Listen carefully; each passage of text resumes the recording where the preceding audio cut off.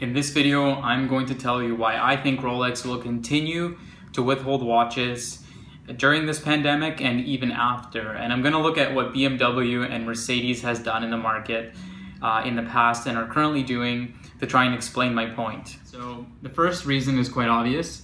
All essential businesses have been forced to close in Canada, and I believe the US as well. I'm here in Toronto, Canada. All essential businesses are to close, and so I believe luxury goods would be one of them. I don't believe they're essential. And the second point, this is the more interesting point, I would say, is protecting brand value.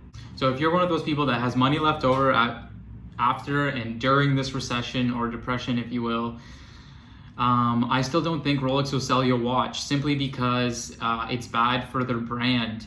And specifically diluting the market with a ton of watches because sales have obviously been non-existent during these last couple of weeks would be bad for their brand. And I think protecting their brand by slowly releasing watches to their VIP clients and protecting that luxury status is key for them. And that's simply why you're not going to be able to get a watch just because there's a pandemic and because they haven't made any sales since stores have closed, and that's really key. Is oversaturating the market is going to be bad for business for them, and so they're still going to withhold watches, and you're still not going to be able to get a Rolex. So, I was thinking about this, and let's look at what happened to luxury car brands like BMW, Audi, and Mercedes. I remember back in the 90s, if you had an X5, if you had an S-Class, an E-Class, even a C-Class, or a crappy compressor, if you know what that is, it was seen as a luxury car. People thought you might have had money, you go on vacations every season, and look at what happened today. The cars or the roads are littered with C-Classes, BMW 3 Series, 323s, you got Audi A4s with small engines, and don't get me wrong, I love those cars. They look great. They're super cool. I would never buy one myself. I'm more of a Toyota, Lexus kind of guy, but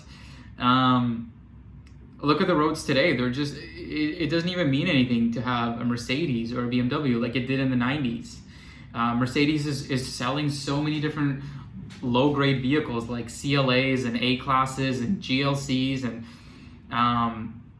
I think you're much better off buying like a Honda or a Toyota, but that's what's happening with Mercedes. Is they're diluting the market, oversaturating it with crap. That's not what they were built to do. They were a luxury car brand, and now they're just like a run-of-the-mill car manufacturer. And so, even if I look at my apartment building and the garage down below, I would say 30 to 40% of people have a luxury vehicle. I'd even go as far as saying 50% have an Audi, Mercedes, BMW, and in my office probably 60 to 70%. So it doesn't really mean anything to have a luxury vehicle anymore. But when you look at Rolexes, I would say in this building, I haven't seen one. Maybe there is one or two people that have a Rolex in this building. At work, about 30 floors, there's probably, I've seen in my circle, two Datejusts, a two-tone Submariner, and a no-date Submariner, and then my Submariner. So about 5 people in the whole office. So it just goes to show you that I think Rolex has done a better job of preserving their luxury status rather than luxury car manufacturers who are just selling anything and everything into the market. Even the S-Class, the new redesigned Mercedes-Benz S-Class, C-Class, and E-Class, they all look the same. I mean, I can tell that the S-Class is much bigger than a C-Class, but if I was an S-Class owner, I'd be pretty upset that the C-Class, the little C-Class, looks exactly the same as the $100,000 S-Class.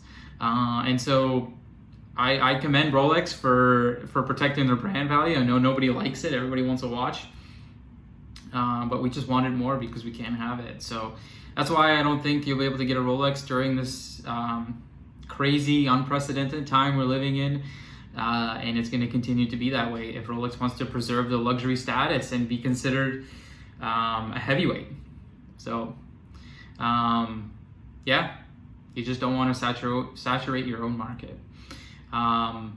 See you guys in the next video.